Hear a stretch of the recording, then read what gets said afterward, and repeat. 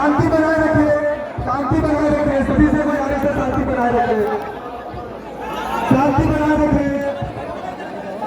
चंद्रशेखर भाई आ रहे हैं, शांति बनाए रखें, शांति बनाए रखें, सभी शांति बनाए रखें।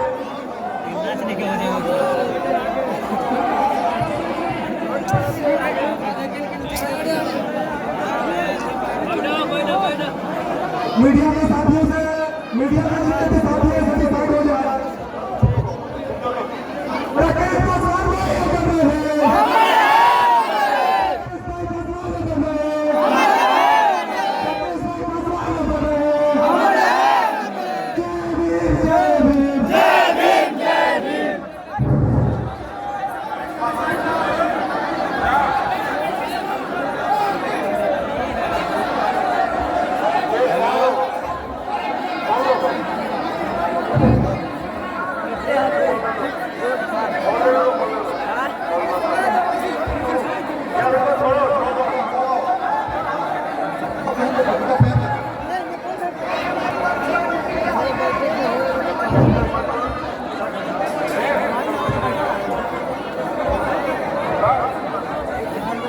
हेलो, क्या मैं आज आपसे अपनी बात रखूं? थोड़ा सा कष्ट सहना पड़ेगा, गर्मी बहुत है, जगह कम है, थोड़ा सा कष्ट सहना पड़ेगा कि चुप रहना पड़ेगा। अगर आप चुप रह जाओगे तो मेरी बात को आसानी से समझ पाओगे। अगर चुप नहीं हो पाओगे तो मेरी मेहनत, आपकी मेहनत, आपका दर्द, मेरा दर्द,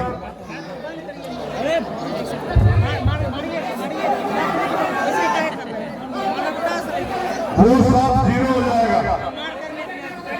अगर आप चाहते हैं, कितने लोग चाहते हैं राकेश भाई को न्याय मिले बताओ? जो लोग ये चाहते हैं इसको बिठाओ, इसको बिठाओ, बैठो।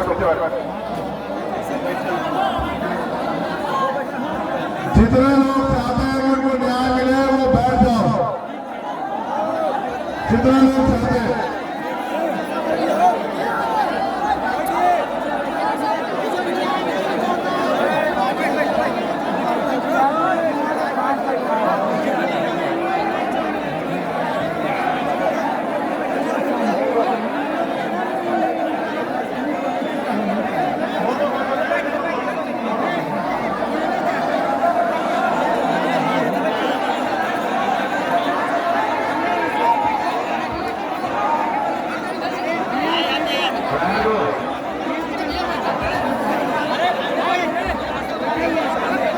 ये लड़के लोग नहीं चाहते कि न्याय, और ये वाले लोग भी न्याय नहीं चाहते।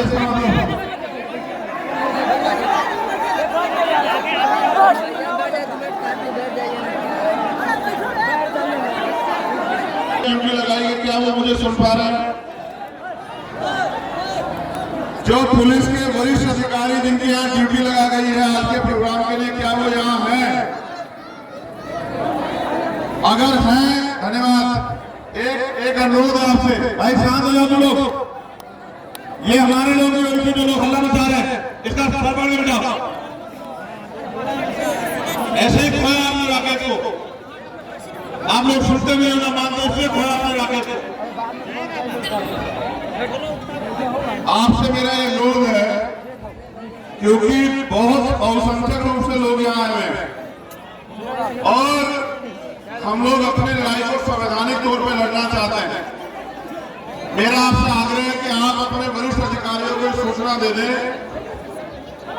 कि हमारे कार्यकर्ता, हमारे परिवार के लोग यहाँ से लौटेंगे, वो सुरक्षा सुनिश्चित करें हमारे कार्यकर्ताओं की। इसलिए क्योंकि कुछ लोग यहाँ पे माहौल खराब करना चाहते हैं। मैं इसलिए आपसे पहले, क्योंकि जब मैं अपनी बात रखूंगा इतने समय में आप सूचना दे देंगे और वो अपने आप लॉ एंड ऑर्डर मेंटेन करेंगे, इसलिए आपको उसे कह रहा हूं, क्योंकि आप पे मैं पर्याप्त समय दे रहा हूं कि आप बात करके व्यवस्थित करा लें रास्ते को। ठीक है, हम संवैधानिक रूप से लड़ाई को लड़ना चाहते हैं इसलिए बात, क्योंकि मेरा एक कार्यकर्ता मेरे लिए बहुत जिम्मेदार है, जरूरी है। मेरा परिवार है, भाई है, जैसे राकेश था, इसलिए आपसे मैंने आग्रह किया, क्योंकि यहाँ शरारती लोग बहुत हैं। उनकी हैसियत नहीं कि वो सामने से लड़े, धोखे से बात करने वाले लोग हैं। अगर सामने से लड़ते तो उनको उनकी औकात का पता लग जाता। शांत हो जाओ मेरे लोगों, मेरी बात को सुनो बड़े ध्यान से। देखो, मैं राकेश और मैं खूब एक दूसरे से खूब परिचित है, और क्योंकि हमारे साथ राकेश ने काम किया है, तो हमने उसके अंदर उस दर्द को देखा, जिस दर्द को क्या तो आपने देखा होगा या फिर हमने देखा। मेरे आज भी याद है, मैंने एक दिन उससे पूछा कि तुम ये ब्लैक शर्ट और ब्लैक पैंट क्यों पहनते हो, काली शर्ट और काली पैंट। वो चुप हो गया, मुस्कुराने लगा। फिर मैंने कहा कि तुम ये काली पगड़ी क्यों बांधते हो। मैंने किसी और से भी कहा कि राकेश काली पगड़ी क्यों बांधता है। मेरे आज भी उसकी बात याद है। उसने कहा भाई मैं ये पगड़ी नहीं, मैं कफन बांधता हूं अपने लोगों के लिए, कि चाहे मेरी मौत आ जाए लेकिन मैं अपने लोगों को छुपने नहीं दूंगा किसी भी कीमत पे।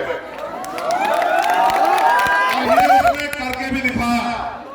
मगर मैं जो आपसे कह रहा हूं, मेरी बात पे गौर करो। राकेश अब राकेश नहीं रहे, वो एक प्रतिकार, एक विरोध का रूप हो गए। अब राकेश को अगर हम राकेश कहें तो उसका अपमान है। अब वो हमारे अमर शहीद है, हमारे योद्धा है, हमारे जो है अग्रणी है। वो उन्होंने अपनी शहादत देके हमारे मुर्दे लोगों में जान डालने का काम किया।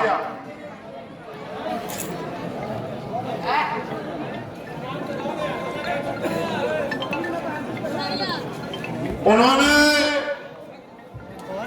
हम जो बसरिया हमारे लोग उनको मानते थे, जो मानते थे कि अगर राकेश भाई हैं तो उनके साथ कोई अन्याय नहीं हो सकता, उन लोगों में जान डालने का काम किया।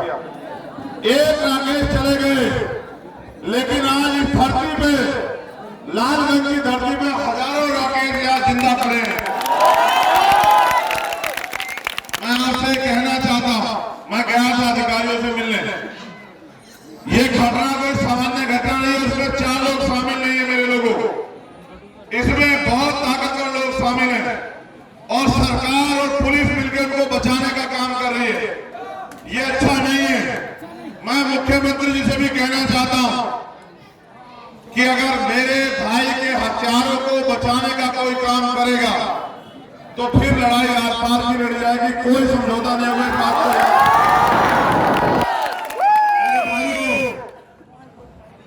उन 4 लोगों की हिम्मत नहीं थी कि वो राकेश भाई पे आके गोली चला दे।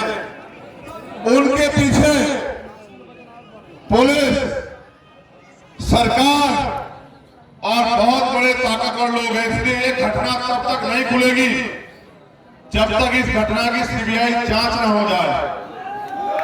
और सुनो, पहले सुनो, अल्लाह मत बचाओ। सिर्फ कहने से जांच नहीं होगी, कहने से तो न्याय भी नहीं मिलेगा। एक दिन इकट्ठा होने से कुछ नहीं होगा।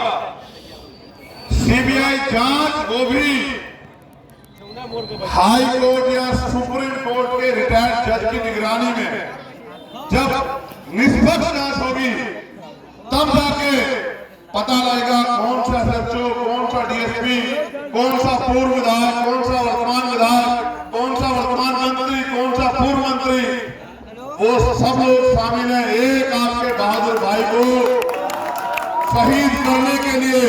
लेकिन मेरे लोगों, अगर ये काम इतना आसान होता तो मुझे यहां नहीं आना पड़ता। मैं आपसे एक सवाल भी कह रहा हूं, मैं आपसे जवाब भी चाहता हूं। मुझे तो 15 दिन बाद में आया, यहाँ बड़े बड़े नेता आपने तैयार किए, आपने अपनी कीमती वोट उनको दी, जिस वोट को बाबा साहब अम्बेडकर ने अपने 4 बच्चों की कुर्बानी से दिया था आपको। आप ये बताओ मेरे लोगों, उन नेताओं ने अभी तक भाई को न्याय क्यों नहीं दिलाया? आप बताओ। अब आप ये भी बताओ, जब मैंने घोषणा की तब पुलिस ने एक अपराधी को गिरफ्तार किया। पिछले 12 दिन में तो घोषणा की कि माहौल 28 तारीख तक तब एक अपराधी गिरफ्तार हुआ। लेकिन मैंने डीएसपी से ये भी पूछा कि भाई अभी तो मुख्य अभियुक्त बाहर है, अभी से आपने सुरक्षा में कमी कर दी। वो अपनी जान बचाने के लिए मेरे भतीजे को, मेरे दूसरे भतीजे को, मेरी बहन को, मेरी बच्ची को, उनको भी नुकसान पहुंचा सकता है। इसकी सुरक्षा की जिम्मेदारी कौन लेगा? तो उन पर जवाब नहीं था। देखो मैं दादी से मिला, मेरे साथ हाईकोर्ट के मेरे भाई वकील दो सीनियर साथी आए। मैं ये बात भी स्पष्ट कर दूं, सुन लो आप लोग, जो लोग जेल गए हैं ना, उनकी बेल की जिम्मेदारी भी हमारी, उनकी लड़ाई हम लोग लड़ेंगे, उनको बाहर हम लोग निकाल के लाएंगे, याद रखना। मैंने प्रशासन से यह भी कहा है कि देखो, सत्ता के दबाव में या किसी के भी दबाव में अगर आज के बाद आपने कोई दबी हुई या गिरफ्तारी की तो ये अच्छा नहीं होगा। मैं आपसे भी कहता हूं, जेल से मत डरो मेरे लोगों। अगर आजादी चाहिए तो उन शहीदों की तरह जिनको हम शहीद आजम सरदार भगत सिंह के नाम से जानते हैं, ऐसे सुखदेव, राजगुरु, ऐसे शहीदों के नाम से जानते हैं। अगर आजादी चाहिए तो हंसते हंसते अपने प्राणों का बलिदान करना पड़ेगा। पीठ नहीं दिखाई राकेश ने आपको, आप जानते हो कितनी गोलियां मारी गई, उसको पीठ नहीं दिखाई उसने। देखो मैं दादी से मिला और आप देखो कितना दर्द होगा। जब गोलियां चल रही थी तो वो राकेश भाई के पास थी, वो उसके खून को पहुंच रही थी, तब भी वो जालिम उसके ऊपर गोलियां चला रहे थे। देखो मां का दिल देखो, उसको गोलियों का डर नहीं था, वो गोली उसको भी छलनी कर सकती थी। लेकिन मेरी बहादुर मां को, मेरी बहादुर मां को इतना समय करने का अपनी जान का हक डर था, तो आपके मसीहा की जिंदगी बचाने का डर था उसे कि वो बच जाए, इसलिए वो उसके आंसू, उसके खून पहुंच रही थी। मैं आपसे कहना चाहता हूं मेरे लोगों को, उन्होंने एक हफ्ते का समय मुझसे मांगा कि एक हफ्ते में वो सभी आरोपियों को गिरफ्तार करेंगे, लेकिन मैंने उनको, इतने कमजोर मत बनो, तुम कभी इतने ताकतवर थे, तुम्हारी आवाज से दिल्ली गूंजती थी, आज हमारे हालात देखो, तुम्हारे अपने लोगों को घर में घुस के मारा जा रहा है, आपस में मत बोलो, चुप रहो।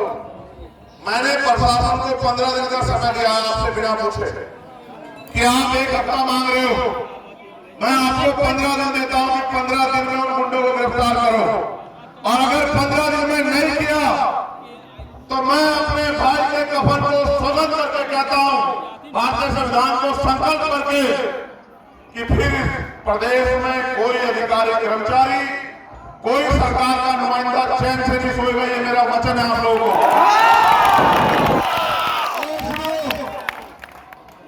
हमारे देखो, आपने एक सुरक्षा कवच तोड़ दिया अपना, ये सुरक्षा कवच इसलिए टूटा, अगर आप उसकी निगरानी करते तो शायद दुश्मन उस तक नहीं पहुंच पाता।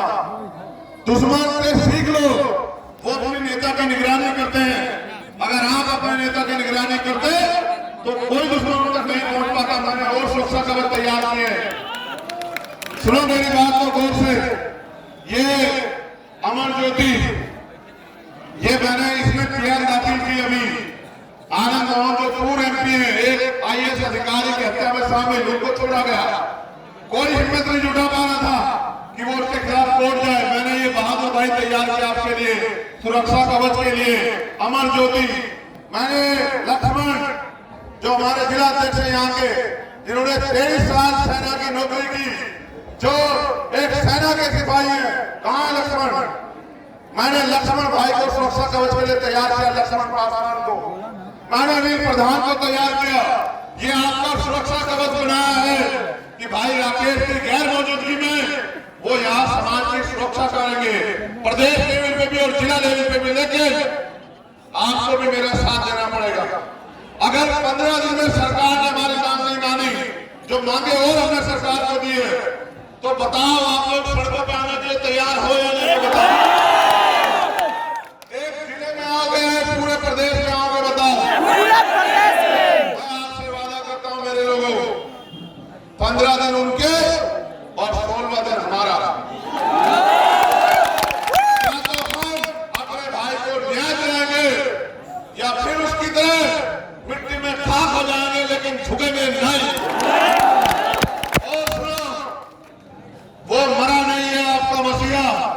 जिंदा है, वो आप सब में जिंदा है, वो इसमें जिंदा है, वो इसमें जिंदा है, वो हम सब में जिंदा है।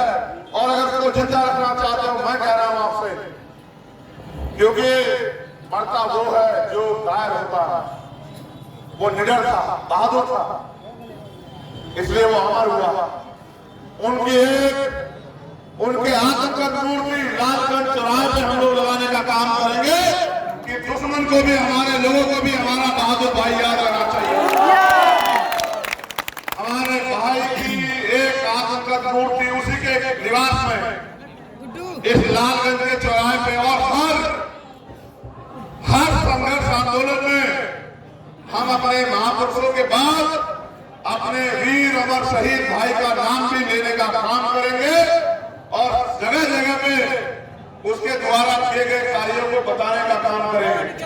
मैं आपसे कहना चाहता हूं, आज आप इतनी बड़ी संख्या में आए हो, पूरे रोड पे आप खड़े हो, एक दिन में न्याय नहीं मिलेगा। अगर सीबीआई जांच सरकार नहीं कराएगी तो हम लोग मुख्यमंत्री का घेराव करेंगे, हम जेल भरो आंदोलन चलाएंगे, हम पूरे प्रदेश में दलितों की पंचायत करेंगे और दलितों से पूछेंगे कि कितने राकेश पासवान को शहीद कराने के बाद आप लोग जाओगे। ये लड़ाई आज की नहीं है मेरे लोगों, इतिहास गवाह है, जिसने भी अपनी कौम के लिए ईमानदारी से लड़ाई लड़ी है उसको अपने खून से कीमत चुकानी पड़ी है। जिन सामंतियों ने ये खून की होली हमसे खेली है उनको भी मैं कहना चाहता हूं, याद रखना, समय करवट लेता है, समय बड़ा बलवान होता है। आज तुम ताकत में हो, कल मेरे लोग इस प्रदेश में ताकत में होंगे। मैं बदले में भरोसा नहीं रखता, लेकिन याद रखना, ऐसा इलाज किया जाएगा कि भविष्य में कोई सामंती बनने की सोच भी नहीं रख पाएगा। याद रखना,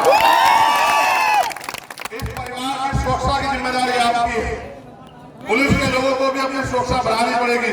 ये मेरा परिवार है, इनकी तरफ उठने वाले हर आंख को चंद्रशेखर की लाश से गुजरना पड़ेगा। इसके बाद याद रखना मेरी बात को, लेकिन मैं इस परिवार को हाथ नहीं फैलाने दूंगा किसी के आगे। मेरे लोगों, यहां से लेके दिल्ली तक और भारत के जिस कोने में आप रहते हो, कल मैं आपकी प्रदेश की टीम से एक अकाउंट नंबर जारी कराऊंगा भाई अमर शहीद राकेश पासवान जी की पत्नी का। मैं चाहूंगा कि आप अपनी ताकत का प्रदर्शन उस अकाउंट में करें और एक एक पैसा जुटा के इस परिवार को आर्थिक रूप से इतना ताकतवर करें कि ये उन गुंडों को फांसी के तख्ते पर चढ़ाने के लिए तन मन धन से तैयार है। क्या आप लोग मदद करोगे? हाथ उठा के बताओ जो लोग मदद करेंगे। कल मैं वो अकाउंट नंबर जारी करूंगा, उस अकाउंट नंबर पे आप ये तय करके मदद करना कि हमें अपने भाई के जो हमारे लिए लड़ाई लड़ी है उस कर्ज को चुकाना। और सुनो, ये परिवार डरपोक परिवार नहीं, ये समाज भी डरपोक समाज नहीं है, क्योंकि आर्थिक रूप से कमजोर है इसलिए कमजोर पड़ रहा है। हमें एक दूसरे के हाथ पकड़ने पड़ेंगे मेरे लोगों। हमारे प्रदेश के अध्यक्ष यहाँ जो राजा, मैं उनसे भी कहना चाहता हूँ, इस पूरे मामले को हाईकोर्ट में चाहे सुप्रीम कोर्ट जाए या यहाँ जिला में जो लोग जेल चले गए हमारे उनको छुड़ाने की इन वकील भाइयों के साथ, और जो लोग जिनको सरकार जेल भेजेगी पुलिस, उनको बेल पे भी बाहर नहीं आने देना, उनकी बेल भी अपोज करने का काम हम लोग सारी कोर्टों में करने का काम करेंगे। मैं आपसे एक और बात पूछना चाहता हूं, अगर न्याय की लड़ाई को लड़ने के लिए मैं आपको पटना बुलाऊंगा तो आप आओगे? नहीं, दोनों हाथ खड़े करके बताओ, आओगे तो? एक रात के लिए आओगे या एक दिन के लिए? नहीं, एक दिन में नहीं जीत पाएंगे। देखो, सीखो, किसानों से सीखो, उन्होंने अपनी मांग पूरी कराने के लिए 1 साल आंदोलन चलाया। मैं आपसे कहता हूं, आप 2 दिन का तय करके आना। मैं सरकार को जानता हूं, एक बहुत बड़ी आबादी है हमारी। जब हमारी दलित पंचायत हर जिले में होंगी और जब हम लोग पटना के लिए कूच करने का ऐलान करेंगे, ये सरकार डर के सीबीआई जांच की जो है वो हमारी मांग को पूरी करेगी, लेकिन सीबीआई जांच पहली मांग है। उसके अलावा परिवार में भी हमने कुछ मांगे रखी हैं, वो मांगे भी मैं आपके सामने दोहरा देता हूं। आप ये बताना वो मांगे पूरी होनी चाहिए नहीं पूरी होनी चाहिए। पहले मांग सुनो मेरे लोगों।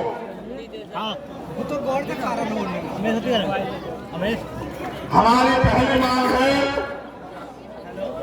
कि राकेश पासवान जी के बेटे को एक सरकारी नौकरी मिलनी चाहिए। बताओ आप चाहते नहीं चाहते हो बताओ। हमारी दूसरी मांग है कि इस घटना की सीबीआई जांच होनी चाहिए। आप चाहते नहीं चाहते हो बताओ। हमारी तीसरी मांग है कि राकेश पासवान जी के परिवार को, जो हमारा परिवार है, उसको कम से कम 25 लाख रुपए की मदद जो है सरकार करे। आप चाहते नहीं चाहते हो। राकेश पासवान जी की पत्नी हमारी बहन को जन वितरण प्रणाली की दुकान व्यवस्था की जाए। आप चाहते हो नहीं चाहते हो। शहीद राकेश पासवान जी के भाई मुकेश पासवान जो पूर्व में जिला पार्षद रहे लालगंज में, उनको आर्म्स का लाइसेंस दिया जाए। आप लोग चाहते हो नहीं चाहते हो। मैं लाइसेंस के लिए भी सरकार को 15 दिन का समय देता हूं कि हमारे परिवार को जान का खतरा है और पुलिस सुरक्षा जरूरी है, अच्छी बात है, लेकिन हमें पुलिस की सुरक्षा में ही प्रयागराज में एक माफिया को, पूर्व एमपी को 17 पुलिसकर्मियों की मौजूदगी में 3 लोगों ने आके मौत के घाट चला दिया। इसलिए आत्मरक्षा के लिए लाइसेंस पूरे परिवार को मिलना चाहिए। आप चाहते नहीं चाहते हो बताओ। शहीद राकेश पासवान जी के घर पे 5 सुरक्षाकर्मी और उनके परिवार के साथों के साथ 2 सुरक्षाकर्मी परमानेंट चलने चाहिए। आप चाहते हो नहीं चाहते हो। और जो अभियुक्त इन 4 लोगों से अलग, जिनका परिवार ने नाम दिया है, जिनमें दिलीप ठाकुर, कंचन शाह और थाना प्रभारी अमरेंद्र कुमार पांडे, जिनकी संलिप्तता में ये घटना हुई है, जिनकी देखरेख में, जिनकी निगरानी में ये अपराधियों को बल मिला है, उन पर मुकदमा दर्ज हो गए, वो लोग जेल में। आप चाहते हो नहीं चाहते हो। इन सब मामलों के लिए हम सरकार को 15 दिन का समय देते हैं। 15 दिन उनके 16वां दिन। ऐसा तो नहीं मैं आपका इंतजार देखूं पंचायत में और आप लोग मेहनत मजदूरी पे जाओगे। पक्का मैं चाहता हूं हमारे नेता अमर ज्योति जी, लक्ष्मण पासवान जी, अनिल प्रधान जी, अमर ये गौर आजाद जी, ये सब लोग मिलके हमारे नेताओं के नेतृत्व में वो लोग 15 तारीख के बाद दलित पंचायत शुरू करा दें पूरे प्रदेश में। हर जिले में दलित पंचायत हो और पूछा जाए सरकार से कि अगर हमारे नेतृत्वकर्ता सुरक्षित नहीं है तो हमारा आम आदमी सुरक्षित कैसे होगा। हमारे लोगों के साथ यहाँ उस दिन जिस दिन राकेश पासवान भाई को हत्या की, वही नालंदा में मुन्ना पासवान की हत्या की। हमारे लोगों को जानबूझ के भेड़ बकरियों की तरह मारा जा रहा है। आप चाहते हुए रुके ना रुके, आप चाहते नहीं चाहते बताओ। तो फिर आपको साथ देना पड़ेगा। उठाओ दोनों हाथ और करो संकल्प मेरे साथ कि जब तक भाई राकेश पासवान के हत्यारों को सजा नहीं मिलेगी, तब तक हम चैन से नहीं सोएंगे। जब तक हमारी मांगे पूरी नहीं होगी, तब तक हम संघर्ष करते रहेंगे। हम किसी और अपने भाई को बलि की भेंट नहीं करने देंगे। हम इस लड़ाई को मैदान में आके लड़ेंगे। बहुत बहुत धन्यवाद। मैं दिल से धन्यवाद करता हूँ अपने लोगों का। मुझे गर्व है कि मैं बहादुर कौम में जन्मा हूँ। मैं धन्यवाद करता हूँ कि आज आपने लाखों की संख्या में यहाँ आके बता दिया कि सरकार सचेत हो जाए, ये ना समझे कहीं किसी गरीब का बेटा गया है। हमने अपना भाई खोया है, हम अपने भाई को न्याय दिलाने की लड़ाई को मजबूती से लड़ेंगे।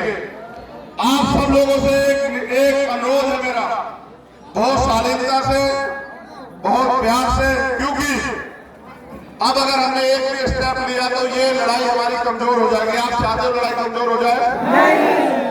बहुत शालीनता से हाथ जोड़ के आपसे अनुरोध कर रहा हूं, बहुत प्यार से वापस लौटना, क्योंकि दुश्मन हमें गलत साबित करना चाहेगा, हमें गलत साबित नहीं होना है मेरे लोगों को। बहुत प्यार से अपने साधनों से वापस लौटना, लेकिन अपने दिल में दर्द लेके जाना। जिस तरह मेरी मां ने अपने पल्लू से मेरे भाई के लहू को सींचा, जिस तरह से मेरे भाई अमर शहीद राकेश पासवान ने अपने खून से हमारे लोगों की सुरक्षा की, उसी तरह से हमें इस परिवार के साथ खड़े रहना है। ऐसे हाथ पकड़ो एक दूसरे के, ऐसे पकड़ो, जहां खड़े हुए थे हाथ पकड़ो, नहीं मजबूती से पकड़ो। एक दिन तुम एक दूसरे के हल्के हाथ पकड़ लोगे, तुम्हारी तरफ हाथ नहीं उठाएगा कोई।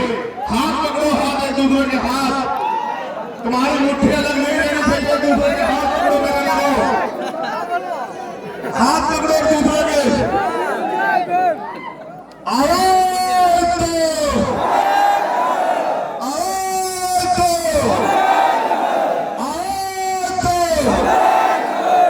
हमारी एकता ही हमारी सबसे बड़ी ताकत है मेरे लोगों, इसको बना के रखो। मैंने सुरक्षा कवच दिया आपको, लक्ष्मण पासवान, अमर ज्योति पासवान, मैंने सुरक्षा कवच दिया आपको। इन सुरक्षा कवच के नेतृत्व में आज